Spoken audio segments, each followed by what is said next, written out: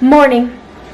It's almost noon and I am trying to get a few things accomplished. I'm gonna wake Scott up any minute now, but one of the first things I try to do every single morning is wash all of his bottles, and I didn't do it yesterday.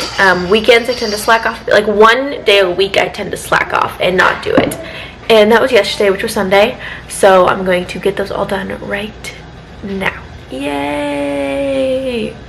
Hello guys, we are in Target.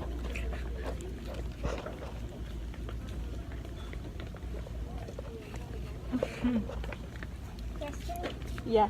Like, I want my own YouTube channel, but the thing is, my voice sounds absolutely horrible in recorded. Like, it sounds squeaky and high, and I hate it.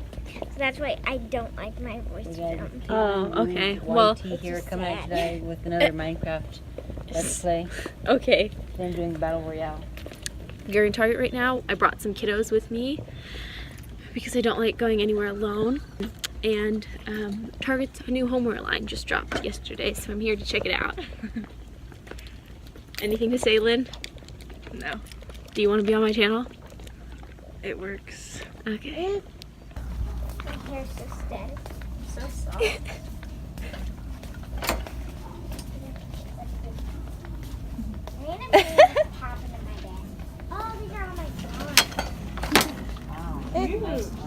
Okay, so I was here the other day and I saw some stuff that I really wanted, but I didn't buy it. So I'm gonna buy it now. Where is it? Where is it? Oh my gosh, are they gone? Why do I regret every decision I ever make?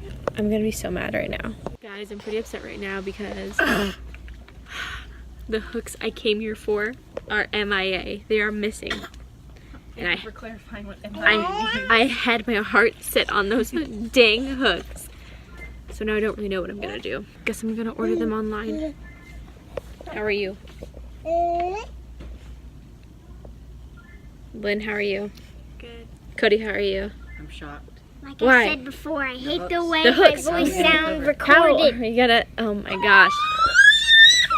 So squeaky. Yeah. It sounds like it does in real life. Keelan, that's just a fact. You did. Wolf, say hi.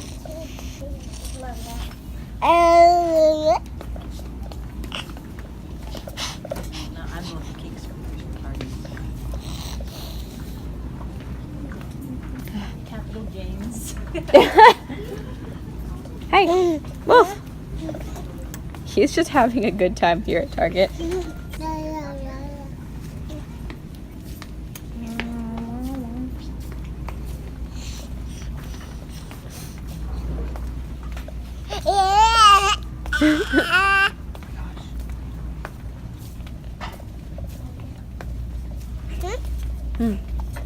Everything with this tiny pot.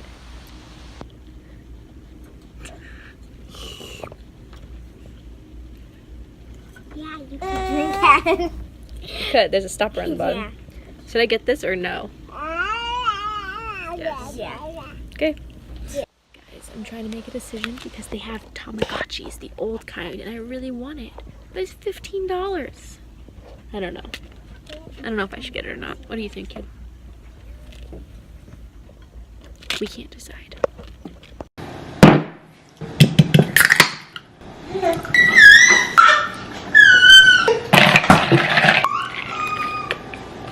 Delicious.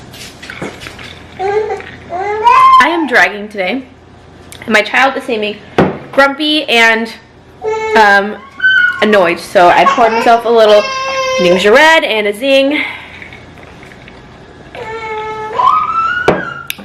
to get myself through the day.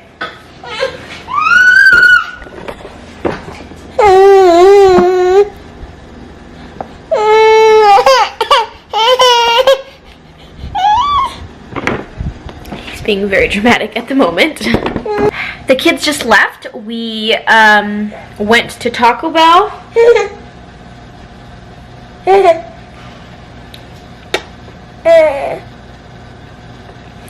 The kids just left. We went to Taco Bell after we hit up Target, and it was not good. I really hate Taco Bell. I only got 2 things at the store, which I will show you later, but right now I have to go change this kid's diaper because I can feel it slowly starting to leak through onto my hand, which is gross.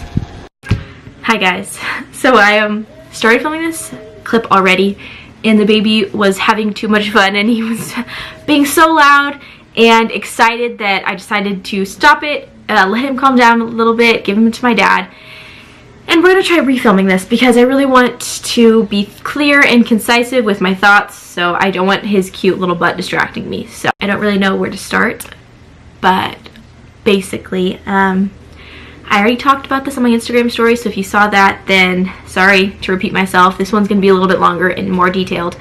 But today is April 9th, and Wolf is officially 9 months old, and I'm feeling very sad and emotional about this. I feel really jealous, and I know that sounds weird, but you know, now at this point he spent the same amount of time out of me as he has in me, and I feel like I'm more possessive all of a sudden because everyone has spent the same amount of time with him as I don't know. It sounds crazy, but I'm really sad right now that he's 9 months old and that we're getting farther and farther away from when he was inside me because I really cherish growing him. Wow, I'm like on the verge of crying already. So when Wolf was first born, I really struggled with postpartum depression. I would say I struggled actually till about end of February, beginning of March. Just now, these past few weeks, since I stopped breastfeeding actually, do I really feel like myself again, like I'm starting to regain who I was before I went through all of this. And I don't really know like I don't really know how to phrase this. So I'm gonna make an entire video on our labor and delivery story, hopefully this week, and I'm not going to go into it in too much detail here, but basically it was very traumatic. Things did not go how I planned. I felt like a lot of people didn't respect my wishes and what I want, and it's what triggered me to struggle so much. I didn't feel attached to my baby, and I didn't feel like we bonded, and I didn't feel like I loved him. For the first few weeks of his life, I refused to hold him unless it was absolutely necessary. We live with my parents, so if Scott was at work, I would have my mom take care of him. So I really just didn't want to touch him or be near him. And it was really hard and it was frustrating, and I cried a lot. And I remember walking in to my room from the hospital and feeling just this, like, the most overwhelmed I've ever felt in my life. And I've really struggled with anxiety and depression my entire life, but I remember that moment of walking into my room, like I lost it. I completely lost it. I cannot tell you the feeling of bringing him home and knowing that I had to take care of him for the next 18 years. Like it was really difficult. For weeks, I cried myself to sleep every night because I knew I would have to start over again in the morning of taking care of this baby that I didn't love and I didn't feel connected to, and I felt like I had made the biggest mistake of my life because Wolf was planned, you know, like we wanted and we were trying to get pregnant, and to know that I put this much effort and love and then it didn't even... Multiple prenatal caregivers told me that I should be on medication to prevent me having postpartum depression because they said I was a really big candidate for it. And like I said, I've struggled with depression and anxiety my entire life, and I thought I've been through this for the past 21 years. I can handle if I do get it after having a baby. And let me tell you, it is totally different because you are affecting that little baby when you struggle with postpartum depression, and not just you, and you're affecting your marriage, or you know, whoever you are around, you're affecting them. And I remember my mom telling me that she was so afraid those first few weeks because she thought that she was going to have to raise this baby for me. And I just, like, I can't even tell you how hard that is to think about. And I can't tell you, like, I can't tell you how guilty I feel for feeling like I missed so much of Wolf's life. But here's what I came here to tell you. I didn't come here to, like, be sad and make everyone depressed. That's not what I came here to tell you. So when Wolf was a few days old, he had his first pediatrician appointment, and me, Scott, and my mom all went, and the pediatrician said, you know, take him out of the car seat, get him undressed, I need to weigh him, check him out, make sure everything is a-okay, and she asked me to do it, and I wouldn't, because I didn't want to touch him. I didn't want to be responsible for him. I didn't want to. So Scott did all of it.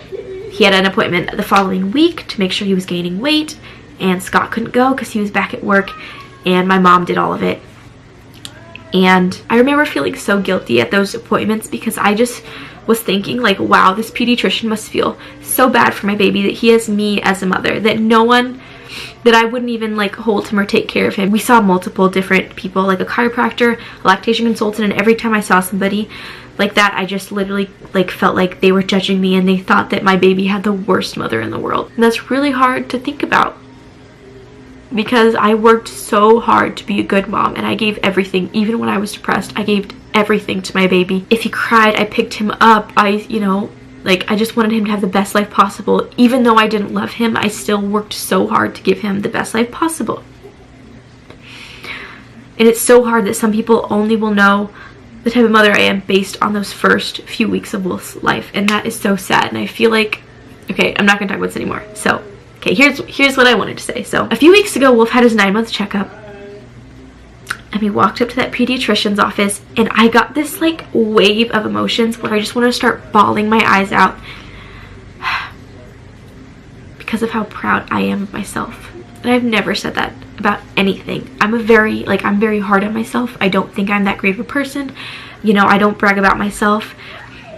But I got this wave of emotions because of how much I have grown as a mother. I'm trying not to cry right now. I wake up every morning to the happiest little baby who is so excited to see me. We have the best relationship. I look at him and I love him, and he looks at me and he loves me.